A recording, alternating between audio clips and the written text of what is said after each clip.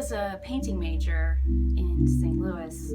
I grew up here in Los Angeles, but I was researching entertainments from the 19th century, and I learned about the Panorama, which turns out to be something that was popular back then, and it made going to see a painting almost like going to see a movie. So it was positioned as an entertainment, and I really liked that idea. The Perriman Theater is a museum down the street from where I live, where I spent a lot of time, and they have an awesome collection of Inuit art and artifacts, and have an awesome 360-degree sort of iceberg soundscape installation, and then a beautiful outdoor garden with a little mist room, a pond, and a gazebo where I spent a lot of time.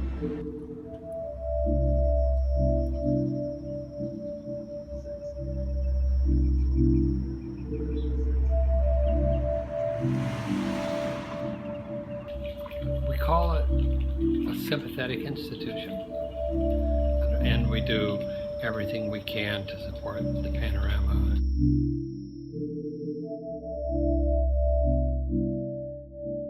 When I was back in Los Angeles in the year 2000, I was driving down the street one day and I saw this funny round building that had a blue pointed roof and an orange ball on the top, but it was round, and so to me this looked like a miniature kitschy version of a Panorama rotunda. It was a Mongolian barbecue, and it was essentially the only round building, at least that I knew, in Los Angeles, and somehow Sarah managed to find it. And she did this just exquisite job renovating the building. So on Hollywood Boulevard, the building there was pedestrian oriented enough for Los Angeles that there was the opportunity for a chance visitation. So somebody could just be randomly walking down the street and happen to want to wander in. And that's not the case in every neighborhood of Los Angeles. So when I was looking at different locations, it wasn't only the building site and property that was important, it was the context and neighborhood that this place was existing in.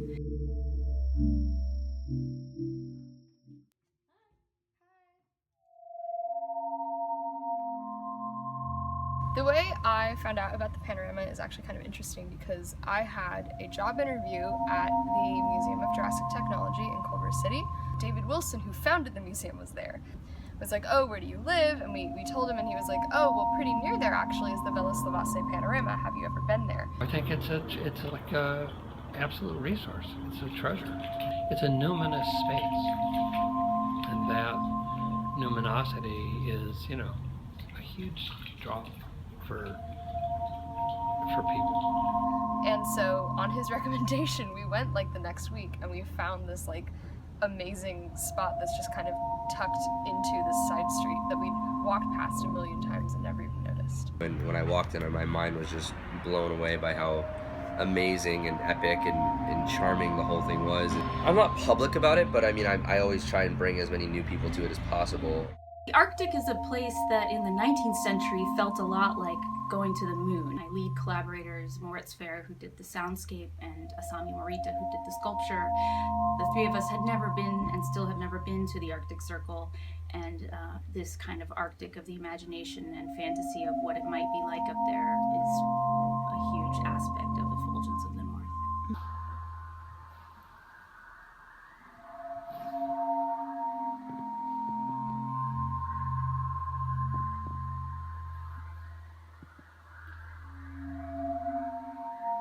I feel like I notice something new every time I come here, and coming here for the first time was a very magical experience because we just didn't know what to expect, and we're like, cool, it's like a theater, and then we're like, but there's also a replica cabin in here, and then we walked in the back and we're like, and now we're in a magical garden. I like how calm it is, and I like that there's like a tiny garden tucked into what's otherwise a very kind of like busy, sort of like kind of dried out looking part of LA. It's really like calming for me to be here, and it's really pretty, and it's nice to come here in like different seasons and see new things growing and stuff. I think to me it's kind of a symbol of like how rewarding it can be to explore just kind of wherever you are, because you never know when you're going to find something like this. And I think it's especially telling that it's in this kind of like University Park, South LA area where it's just kind of like it's mostly just everything's either residential or the USC campus.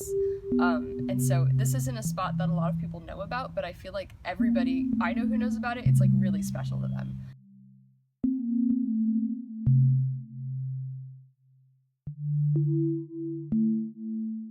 We spend so much more time in like digital screen space, and there's lots of interesting things that can happen there. But to be making more of a point to do things in physical space and time is an important contrast, and something that does feel a little bit like it's slipping away, and is a good reminder that these other kinds of tactile and immersive physical phenomena can be valuable and illuminating. That what people leave with is profoundly different from person to person. There are many, many ways of knowing. And there are also many then, given that, forms of knowledge and ways of absorbing knowledge, and they're certainly not all verbal. Definitely do have some connections with USC and have hosted internships with USC students, but I've been surprised at how sometimes we've tried to get more of this and it's been a little bit hard to access. Like, I know there's people I know who would really, really enjoy this, and I know there's people I know who would just be like, what? Like, what? I don't get this. And that's fine. I think that spot should really be shared with anyone, and ideally would just be kind of a home base for the cool USC kids who live on this side of town.